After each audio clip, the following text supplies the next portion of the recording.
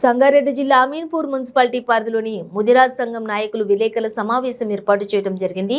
తెలంగాణలోని 60 లక్షల జనాభా ఉన్న ముదిరాజులకు ఒక సీటు కూడా ఇవ్వకుండా అవమానించిన కేసీఆర్ పునరాలోచించుకుని 4 సీట్లు ఇవ్వాలని, అందులో పటాన్చెరు నియోజకవర్గంలోని 2 లక్షల బీసీలు, అందులో 80,000 ముదిరాజులు ఉన్నారని, కావున పటాన్చెరు ఎమ్మెల్యే టికెట్ నీలం మధు ముదిరాజుకు కేటాయించాలని డిమాండ్ చేయడం చేశారు. లేని పక్షంలో ఇక ఇండిపెండెంట్ గా పోటీ చేసి గెలిపిస్తామని హెచ్చరించారు.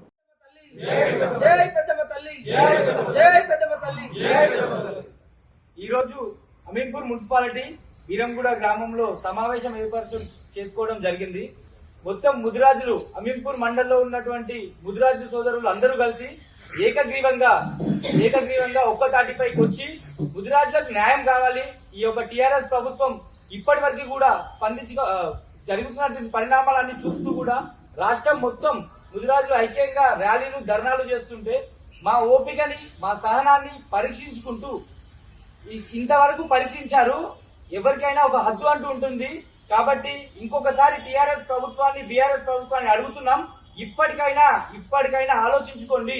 మీ యొక్క టిఆర్ఎస్ పార్టీ, మీ బీఆర్ఎస్ పార్టీ అధికారంలోకి రావాలన్నా క్షేత్రంలో ఎక్కడికక్కడ చేసినప్పటికీ కూడా ఈ రోజు దాకా కూడా మీరు చేసినటువంటి సీట్ల కేటాయింపులో ఏ ఒక్క మార్పు చేసుకోకపోవడం, దానికి కూడా ఒక కొలిక్కి తీసుకురాకపోవడం, ముదిరాజులు ఇంకా అక్కడే నిల్చోబెడతామనడం కూడా మీరు మళ్ళొకసారి ఆలోచించుకోవాలి. ఇంతే చేస్తారు కదా, ఇదే చేస్తారు కదా అని అనుకుంటున్నారేమో.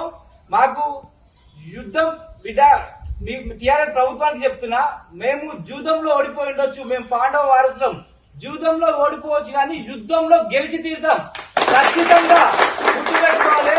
పాండవులకి జూదం రాక ఆ రోజు 14 సంవత్సరాలు వనవాసం చేసిరు, కానీ తిరిగి వచ్చిన తర్వాత యుద్ధంలో ఎవరు గెలిచాలో గుర్తుపెట్టుకోవాలని చెప్పి మళ్ళొకసారి హెచ్చరిస్తూ యుద్ధ భూమికి రెడీగా మేము సిద్ధంగా ఉన్నాం.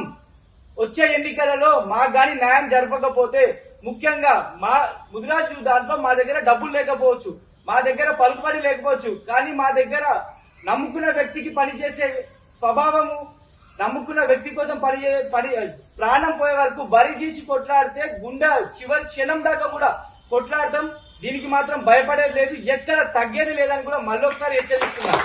ఎందుకంటే మా దగ్గర డబ్బులు లేకపోవచ్చు, మా దగ్గర రాజకీయ నాయకులు బడా నేతలు లేకపోవచ్చు, మాకు సీట్లు ఇవ్వడానికి మేము ఒక నాయకుడిని అడగలేకపోవచ్చు, కానీ ఇన్ని రోజులు నమ్మించి మోసం చేసిన మీకు ఇంకా పనిచేసే అవసరం మాకు ఎట్టి పరిస్థితుల్లో లేదు, ఉండదు అని కూడా తెలియజేస్తున్నా.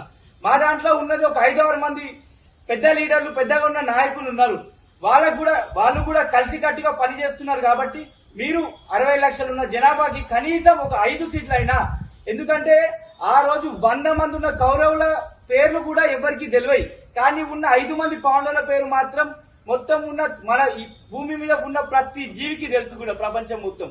అందుకే మా సంఖ్య భారీగా ఉంది ఇక్కడ తెలంగాణ రాష్ట్రంలో. మా యొక్క ఓట్లతోనే మీరు ఇన్ని రోజులు గద్దెనెక్కిరు.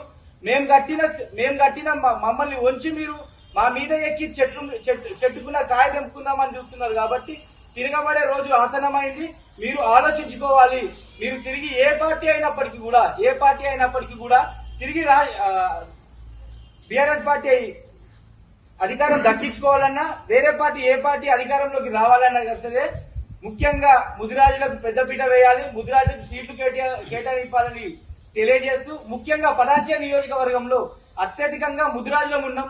దాంతో పాటు ఇన్ని రోజులు బీఆర్ఎస్ పార్టీకి కట్టు బానిస లేక మీ యొక్క పార్టీని భుజాల మీద ఎత్తుకొని మోసినటువంటి వ్యక్తి నీలం మధు ముదిరాజ్. ఎందుకంటే ఈ రోజు మేము ఎవరిని విమర్శించడానికి ఈ యొక్క మీటింగ్ సమావేశం చేసుకోలేదు. మేము మా యొక్క ఇక్కడ జరుగుతున్న, మీరు లోకల్ గా ఏమి ఎంక్వైరీ చేశారో, ఏమి సర్వేలు చేశారో మాకు తెలియదు, కానీ మాకు ఇక్కడ ఉన్నటువంటి వాళ్ళు మీరు ఒకసారి వచ్చి కూడా సర్వే చేసినట్టయితే ప్రతి ఒక్కరి నోట నుంచి ఒకటే మాట వినిపిస్తుంది, అరే నీలం మదనకు ఈ టిఆర్ఎస్ పార్టీ అన్యాయం చేసింది కదా, ఇన్ని రోజులు వాడుకుంది కదా, టికెట్ ఇస్తానని ఆశ చూపించి కోట్ల రూపాయలు పార్టీ కోసం సొంత డబ్బులను ఖర్చు పెట్టుకొని ప్రజాసేవలో ఉన్నాడు కదా, అటువంటి నాయకునికి కూడా టికెట్ ఇవ్వకపోతే ఈ రోజు ఇంకా ఈ పటాన్చెరు గడ్డ ఇంకేం పాపం చేస్తుంది, ఇంకెప్పుడు మేము బయటపడాలని చెప్పి ప్రతి ఒక్కరం ఆలోచిస్తాం. ఏకతాటిగా ముదిరాజులందరం కూడా పటాన్చెరు నియోజకవర్గంలో ముదిరాజులే కాదు, సంపన్న కులాలు కూడా ప్రతి ఒక్కరు గురించి తెలుసు కాబట్టి ఆయన ప్రజల్లో మనిషి ప్రతి ఇంత బిడ్డలాగా కలిసిపోయాడు. ఇప్పటికైనా ఆలోచించుకొని మీరు నీలమ్మదన్నకు ముందుకు నడిపిస్తున్నారు. మీరు టికెట్ ఇస్తే భారీ మెజారిటీతోని గెలిపించుకుంటాం పొటంచెరు మండలంలో. కేసీఆర్ సార్ మీకు తెలియంది ఏం లేదు, ఓడలు బండ్లు అయితే బండ్లు ఓడలు అయితే